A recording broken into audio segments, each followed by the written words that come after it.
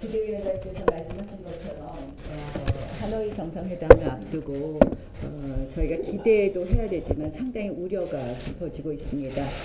저희는 그러한 우려를 좀 축소시키고자 이번에 예방적 외교 차원에서 트럼프 대통령의 리스크를 줄이고 그리고 소통하고 공감하는 외교를 하고자 이번에 방미단을 꾸려서 그 자유한국당 방미단이 미국을 방문하고 왔습니다. 미국 조야의 중요한 관계자들을 만났습니다. 미국 조야의 이야기를 들어보면 저희 한국당과 같은 생각입니다. 실질적으로 자유한국당은 예스와 3 노 정책을 이야기했습니다. 뭐냐? 한마디로 이 비핵화를 대화를 통해서 하는 비핵화를 찬성하고 한미동맹을 근간으로 하고 한미일 정책 공조를 기본으로 해야 된다는 것이고 3 노는 절대로 주한미군 철수가 있어서는 안 되고 한미 군사훈련 감축이나 중단이 있어서는 안 되고 그리고 세 번째로는 비핵화 이전의 제재 완화가 있어서는 안 된다는 그런 원칙입니다. 그러나 지금 최근 보도에 보면 하노이 회담에 있어서 적당한 스몰 딜이나 또 어느 정도 이 제재의 완화의 여지가 있을 것으로 보입니다. 미국 의회에서는 이 부분에 대해서 상당한 거부감을 표시했습니다.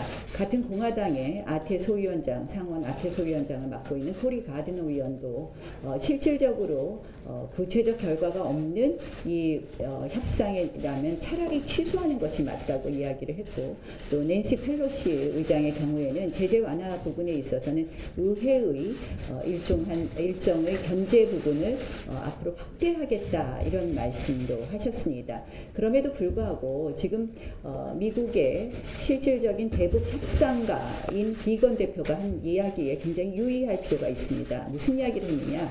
통역하는 아빠 엄마 이야기를 했습니다. 그동안 남북관계가 지나치게 빠르게 감으로써 실질적으로 북한의 협상력만 높여준 그런 계기가 되고 만 것입니다.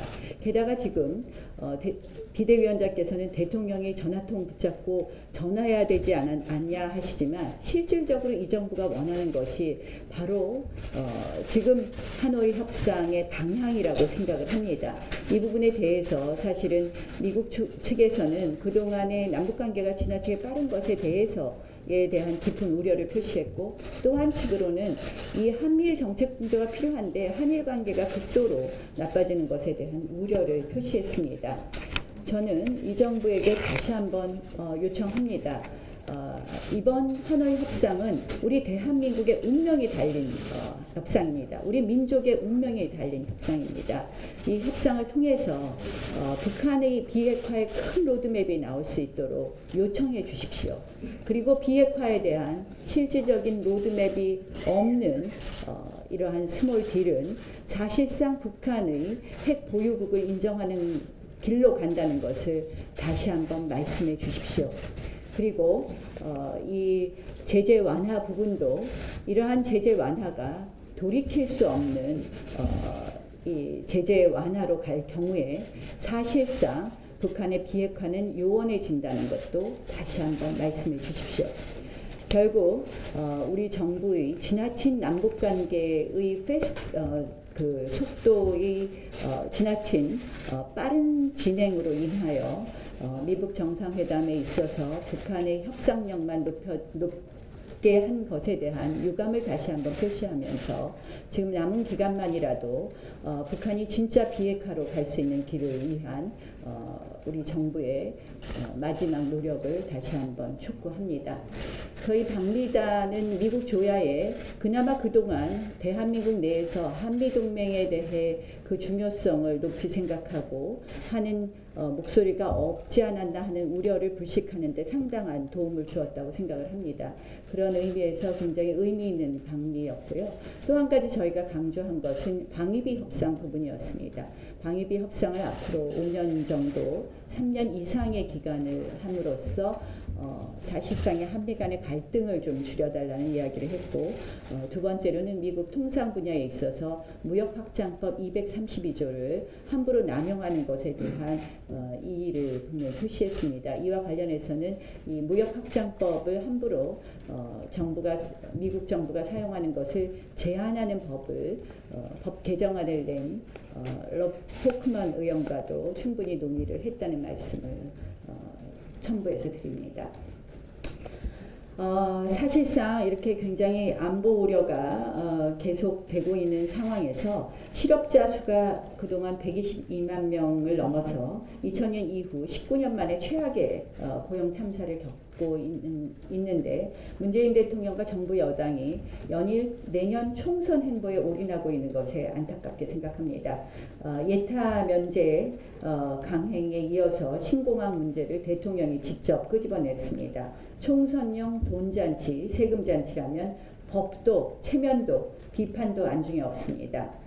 이쯤에서 정부 여당에게 경고하겠습니다. 문제는 경제라고 했습니다. 내년 총선을 위한 정부 여당의 최고의 전략은 지금 현장에서 꺼져가는 민생경제의 불씨를 응급처방이라도 해서 살리는 것이고, 경제정책의 기조를 바꾸는 것이라는 말씀을 다시 한번 드립니다. 환경부 블랙리스트 끝까지 오리발을 밀었지만 결국 사실로 드러났습니다. 환경부 블랙리스트 수사 중인 검찰이 환경부 장관 보고용으로 작성된 표적감사 문건을 확보했습니다. 또 김은경 전 장관이 수차례 지시하고 보고받은 진술도 나오고 있습니다. 명백한 이번에 환경부 블랙리스트 관련된 검찰 수사를 보면 명백한 찍어내기용 블랙리스트며 완성형 블랙리스트입니다. 문재인 정부 DNA에는 민간인 사찰이 존재하지 않는다고 했는데 무슨 근거 없는 자신감이었는지 묻고 싶습니다. 문재인 대통령은 대선 후보 시절 블랙리스트는 민주주의 근간을 유린한 국가폭력이라고 했는데 그 말에 책임져 주실 것을 요청합니다.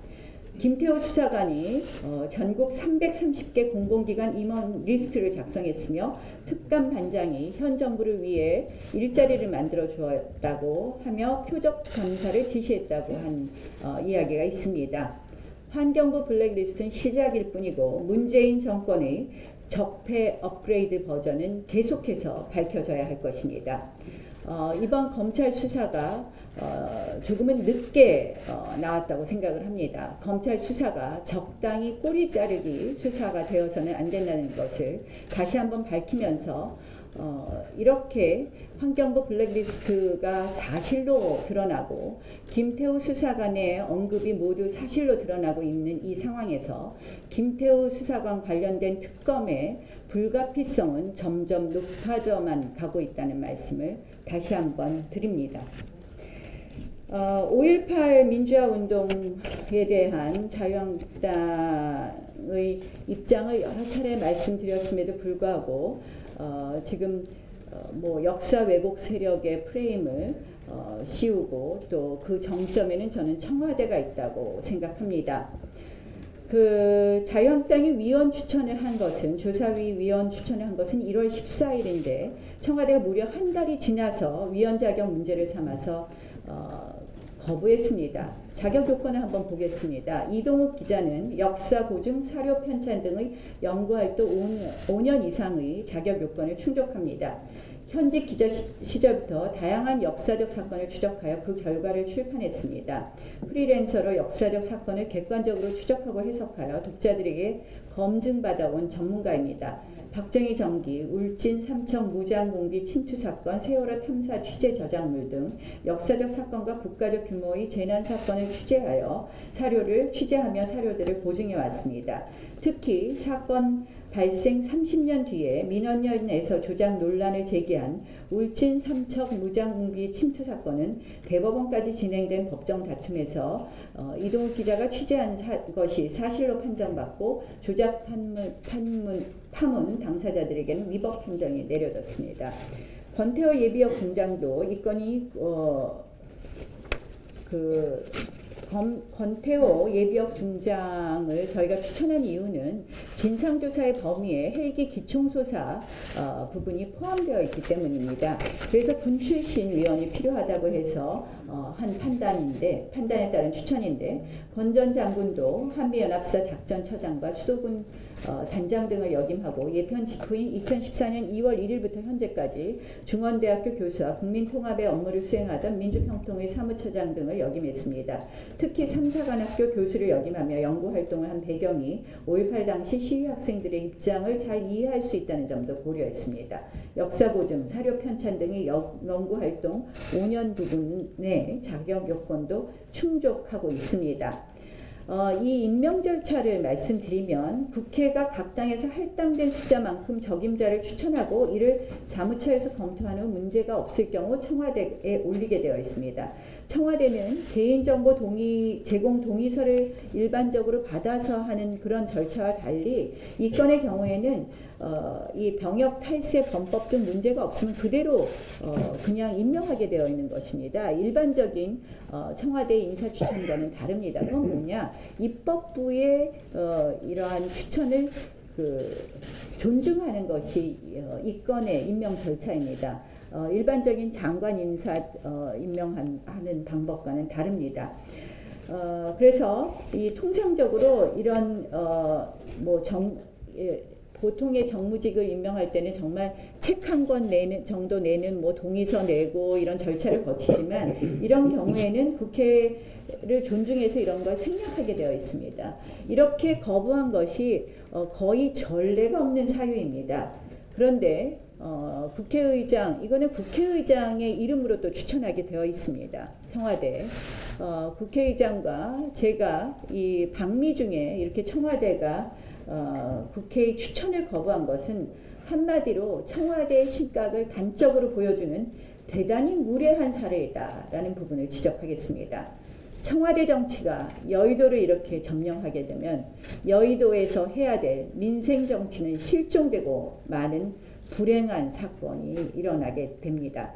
선거조작 정권, 민간인 사찰 정권, 초권력 비리 의혹 정권이라는 무수한 닉네임이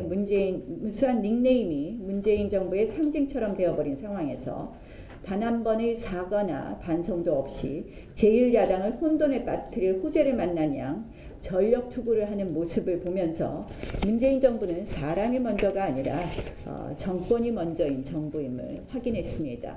또 이와 관련해서 제야당이 여당뿐만 아니라 실질적으로 이 민주평화당이나 제 야당이 이와 관련해서 저희 당에 대해서 이야기를 하는 것을 보면서 선거가 얼마 남지 않았구나 하는 생각이 듭니다. 이제 여당의 사실상 저희가 늘 이중대다 이런 비판을 한 정당도 있었는데, 이러한 부분을 공개적으로 드러낸 것 아닌가 하는 생각이 듭니다. 국회 윤리특위에 대해서 말씀드리겠습니다.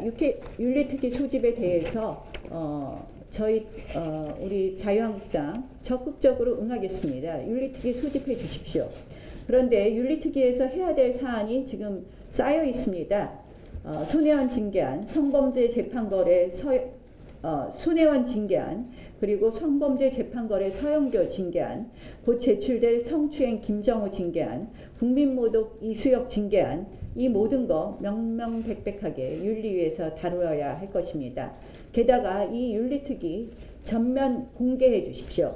공개해서 국민의 심판을 받자고 제안합니다. 그래서 윤리특위 문제에 대해서는 저희가 뒤로 물러날 생각이 없다. 전면 공개하고 이 부분에 대해서 그동안 쌓여있던 윤리특위 안들 모두 우리가 징계안 우리 윤리특위에서 회부해서 심사해 줄 것을 촉구합니다.